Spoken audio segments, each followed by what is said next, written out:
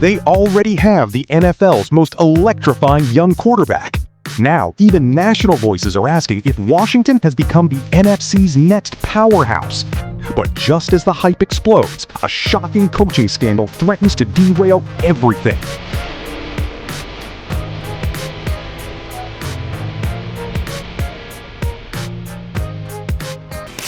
All right, let's start with the best young quarterback in the NFL, and that's Jayden Daniels. My goodness, the Commanders have now 7 wins this season. 7! They've already eclipsed their season win total, Colin. Yep. With a season sweep of the New York Giants. They are leading the NFC East. Daniels threw for 209 yards, 2 touchdowns. He's got the Commanders off to their best start since 1996. A pretty thorough beatdown of the Giants. By the way, did you see Daniel Jones' numbers at halftime? He was 4 of 6. 0 yards. 0 passing yards. Brian Daboll basically said, I don't trust you at all. I don't want you throwing the ball. You're going to lose the game for us. Just a bizarre situation with the Giants, who stink. But the Commanders, can you credibly say they're the second best team in the NFC? I feel like, again, this is such a baby steps league. I think they feel a little like Green Bay last year. Really exciting and fun. I think reality, Niners, Lions, Stafford, McVay. They still got it. Stafford and McVay got some work to do still. Well, it's a very young team, but they are. I just think Washington's going to have a great regular season, and then you're going to look up in January and go, okay, it's got to be another step.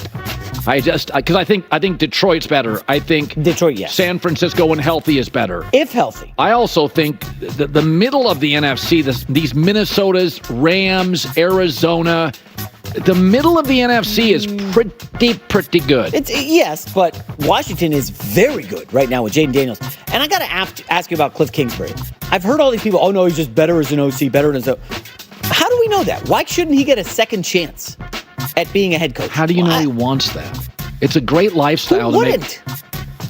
I think he's been a college and a pro coach. It didn't work. He makes $3.5 million, not married, no kids. Wait a minute. He got Arizona to the playoffs. Come on. No, I know that, but they look better now than they did with him.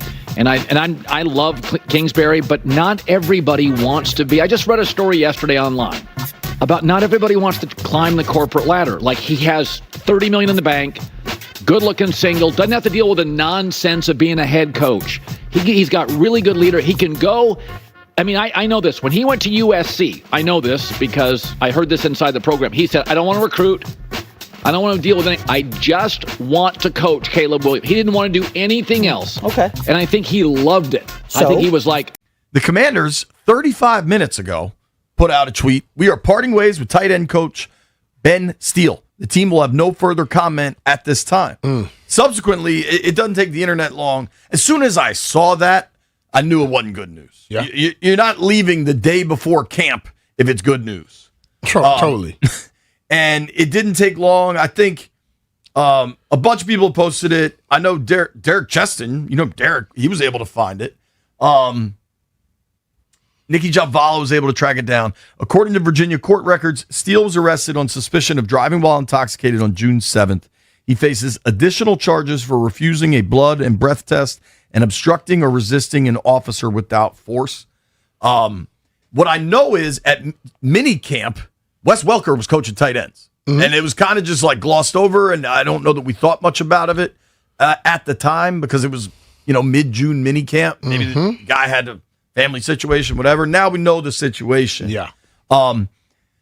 This one's interesting because I think there's plenty of times in the NFL where an organization will ride something out with their guy. And a lot of times if it was June 6th, they've been riding it out. Now they may have more information. True. And you hear like, oh, we're going to let the legal process play out. Like technically the NFL, like the league policy is any sort of suspensions or fines for legal issues. They come at the conclusion of the legal process. Yeah, yeah. So this is obviously... Unless it's something crazy, they just suspend you off the bat. They can put you on the commissioner list. You're right. It's interesting that they've decided to part ways. I don't know what happened to merge because this happened in June. It's now July 27th and 2 days before camp. Now, Wes Welker coached them, the tight ends group, during minicamp.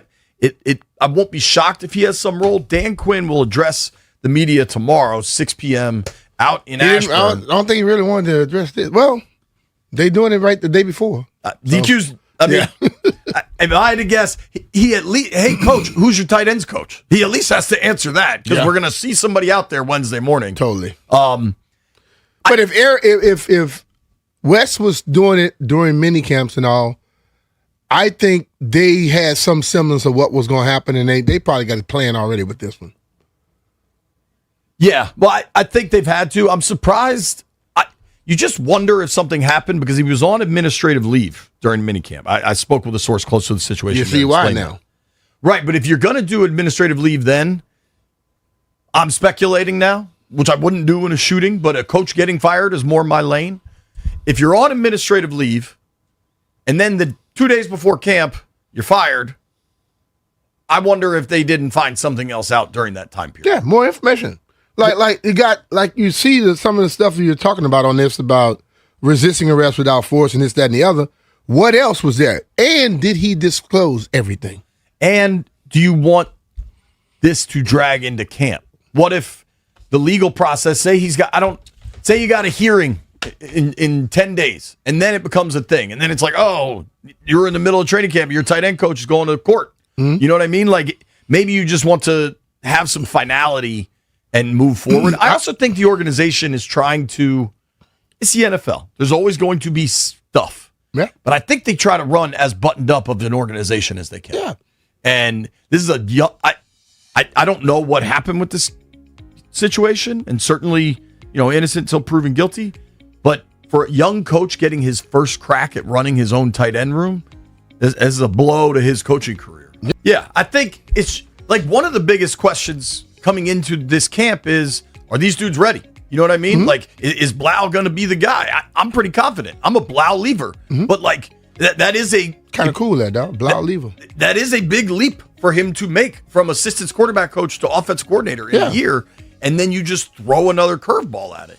But that's life, too. Yeah. Life is that's what life how does you handle to you, the dog. curveballs. But, I mean, geez, what a morning. Mm-hmm. Good morning, Brian. How do you do? I'm fantabulous. I haven't even got to do our normal stuff. I haven't seen you in a couple days. I am fantabulous. Man, that was a lot happened. So The NFL has spent months searching for its next superstar quarterback. And suddenly, Washington may have found him. Because Jaden Daniels is not playing like a young quarterback trying to survive. He is playing like a player who believes this is already his team. The Washington Commanders have reached 7 wins, officially passing their preseason expectations, completing a season sweep over the New York Giants, and creating their best start since 1996. That is not just improvement. That is a franchise-changing moment. Against New York, Daniels delivered another statement performance. 209 passing yards, 2 touchdowns, complete control of the offense. Every week, the same question keeps getting louder. Is Jaden Daniels already becoming one of the most dangerous quarterbacks in the NFL? Because the difference between Washington and the Giants could not have been more obvious. While Daniels looked confident and explosive, Daniel Jones and New York's offense completely collapsed. At halftime, Jones had completed 4 of 6 passes for 0 passing yards. 0. A statistic that showed the massive gap between 2 teams heading in completely different directions. One franchise appears to have finally found its future. The other is searching for answers. And now, the entire NFL is asking the same question. What is the Philadelphia Eagles' secret weapon? Have the Commanders become the NFC's next powerhouse? But becoming exciting is one thing. Becoming a championship contender is something completely different. And that's where the biggest debate around Washington begins. The hype around Washington is real. But the NFL does not crown teams in October. It crowns them in January. Some analysts believe the Commanders could already be the second-best team in the NFC. Others are pushing back. They point to teams like the Detroit Lions, the San Francisco 49ers, and the Los Angeles Rams as more complete teams with more playoff experience. And that argument makes sense. Washington is still young. They are still learning how to handle expectations. They are still trying to prove that this incredible run is not just another temporary NFL surprise. But there is one thing nobody can ignore. Jaden Daniels changes the equation. Quarterbacks like him give teams a chance every single week. His ability to make explosive throws, escape pressure, and create plays outside the system has transformed Washington's offense. And a major reason behind that success is offensive coordinator Cliff Kingsbury. Now another debate has started. Should Kingsbury get another opportunity as an NFL head coach? Some believe his previous struggles in Arizona should not define him. Others argue he has found the perfect role working with young quarterbacks. Because sometimes the best coaches are not the ones chasing the biggest title. Sometimes they are the ones maximizing their strengths. But while Washington was building momentum on the field, a major distraction suddenly hit the organization, and just days before training camp, Washington was forced to deal with a situation nobody expected. The Commanders shocked the NFL when they announced they were parting ways with tight ends coach Ben Steele. The statement was brief. The explanation was limited. But immediately, questions started spreading. Why now? Why only days before training camp? Then reports revealed that Steele had been arrested in June on suspicion of driving while intoxicated, along with additional charges involving refusal of a blood or breath test and resisting an officer without force.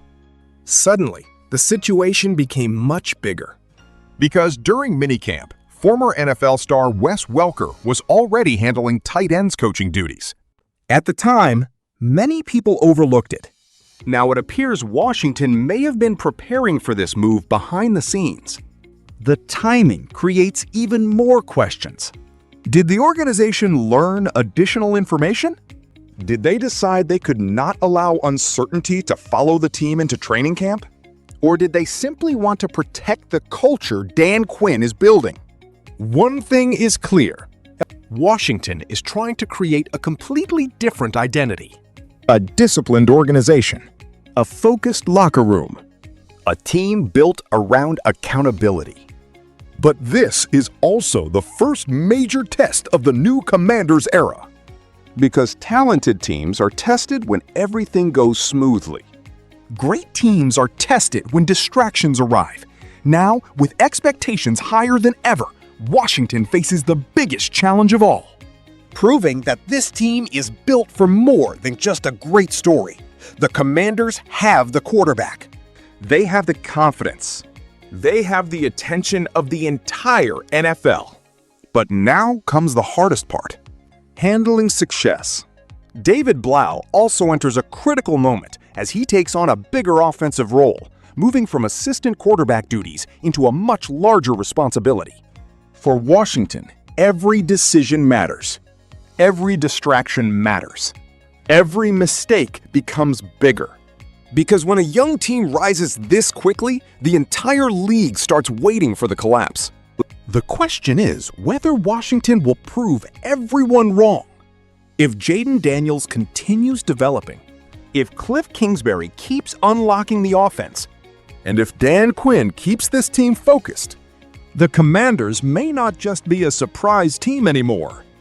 They may be the beginning of the NFC's next dominant force. And the rest of the NFL is starting to notice.